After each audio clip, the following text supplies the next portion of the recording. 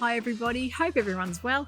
I'm here today to show you a fantastic jacket from Tessuti, which is called the Brooklyn coat. Now, if you know my channel by now, you'll know that I am a huge fan of Tessuti fabrics and patterns. And today I've got a gorgeous coat to show you that I basically whipped up within 2 hours from start to finish. So the Brooklyn coat is one on their website. You'll see that their jackets, they have many patterns. The thing that I like so much about Tessuti jackets and coats is that they are so simple. They're a really quick sew, mainly because a lot of them are not lined. So you see the fabric requirements usually state that they were perfect for boiled or felted wools. Now, if you know from watching a previous video of mine, the Berlin coat was one of my favorite jackets of all time because of the ease of sewing. This is another one of my favorites now. Of course, I think I might even like it just a tad more than the Berlin. The Berlin's a bit more casual. This is a little bit more dressy. I'll show you some video footage of me modeling this so you can make up your own mind.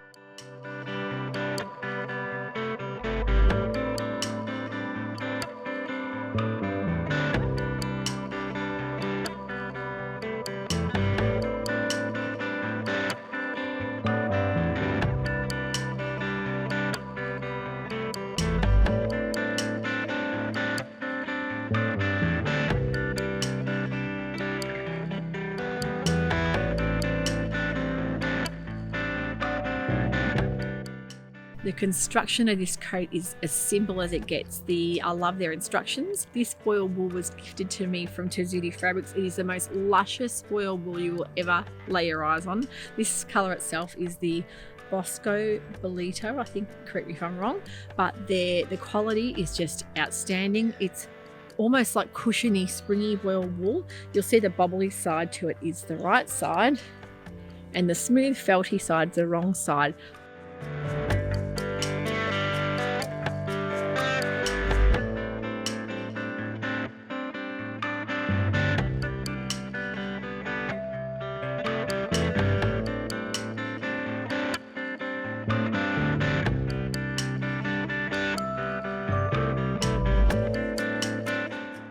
Now, the Tessuti boil wool is all imported from Italy. It is stunning quality fabric.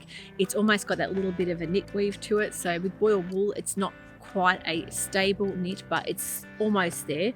So you'll see a little bit of give to it, but not like the drape of a normal knit fabric.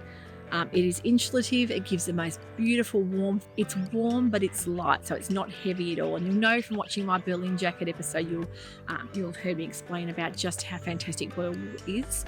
The beauty of it is that you don't need to finish any edges. They are all cut raw edges.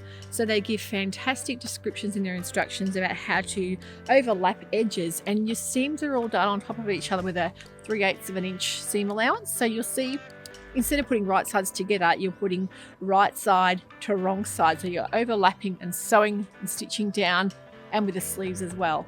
So the only time you're doing right sides together is when you're sewing your underarm down to your sides of your body. The rest of it is all stitched with overlapping. The pockets are sewn on the front with top stitching as well, and the back pockets, which is another really pretty feature of this jacket. I just think having back pockets looks fantastic. It's a really good style feature. I love the curved pockets, and I also love the way they're done facing on the side of the pockets as well.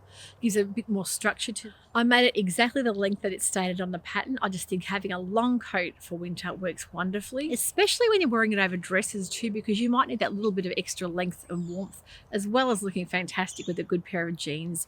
It's the kind of thing that you can layer quite easily too, because you haven't got that bulk weight of a normal lined coat. The boil wool gives you that lovely freedom of being able to move with that knit kind of fibre. And yeah, I just love wearing wool. I think it's a beautiful natural fibre to definitely invest in. It's not cheap boil wool but you are getting really good quality that would last you a lifetime, really. And as far as caring for boil wool, the best way to care for it is to really steam it in the bathroom. Hang it when you're having a shower, hang it up and let it air out. And when you wash a woolen garment, you're always risking getting shrinkage there, so be very careful that you're either spot washing or just airing it out. So I think it's a wonderful lightweight but warm coat to look into. Also looking at doing the Sydney jacket as well, which is another very similar style to this, but I just think it's such a great style to be able to wear and style back with so many garments in your wardrobe. But yeah, definitely in love with the Brooklyn coat from Tessuti. And a big thank you to Tessuti for gifting me this wonderful fabric and pattern as well. So I'm a huge fan. You'll know I've got most of their patterns in my wardrobe already. A lot of them are already made up. Actually, most of them are made up. I've probably only got 2 patterns that I haven't made from Tessuti that I've got ready to be printed off, but I just think that their drafting is fantastic. And it's all, I never have a disappointment with any Tessuti patterns that I've made. And the green is a fantastic color for pairing back with so many different things in your wardrobe. You'll know that it just tends to tie back with everything. So it's a really good neutral in place of a black or a beige, because yeah, things can get a bit boring with too much black and beige. And I know living in Melbourne, it's a well-known fact that Melburnians love to wear black. I tend to try and bring a bit more color into my wardrobe, especially in winter if it's gloomy, because I find color will lift my spirits a bit. And yeah, you'll be amazed at what you can put back with a colorful coat. If you're like me and you want a really quick, easy coat to sew that you don't really want to fully line, you want to be able to throw it on, have that casual, chic, classy look without having to do all those fine details, you will love the Brooklyn jacket. So yeah, go and have a look on their website, have a look at all their patterns, because they do have quite a range of wonderful coats, especially in the boil wool. Yeah, I think it's just a wonderful, wonderful way of making an easy jacket. Now the cuffs are all done with facings as well. They're meant to be rolled back, but you can see the cuffs actually stitched on the inside. You're basically stitching it in on the wrong side, and when you're wearing it from the right side, you then turn back. And I always have a problem with sleeves being really long, so I did take a little bit of length off before I put the cuff on, so don't forget that. But the collar itself, really easy, because you're not doing a double layered collar, you're just doing that single layer with a felted wool. You're stitching right side to wrong side, and then it just naturally folds over on itself. So I love the way it looks. So basically I cut this out at about 6 o'clock at night. I had it done by 9:30. So that is, yeah, I think that's brilliant to have a coat made that quickly without thinking too much about it. And yeah, and still having those little details like your lovely front pockets and back pockets as well, and your collar. I just think it works beautifully. I've also seen them style it on their website with a lovely decorative pin. I think that would look beautiful if you wanted to cozy up and bring it across, and you can put a little pin there, or a little brooch even looks beautiful as well, because brooches are really in at the moment. I just think you could dress this up beautifully in any kind of color, would work well. Really happy with the length. I think especially over a dress, I think it just it gives you that bit of extra added warmth. But the knit fabric itself, perfect for me. If you notice with my special giveaway episode that I was announcing what wonderful companies are sponsoring that, Tessuti is one of those companies. They'll be donating a couple of PDF patterns, so you may be able to win this pattern yourself to create your own Brooklyn coat.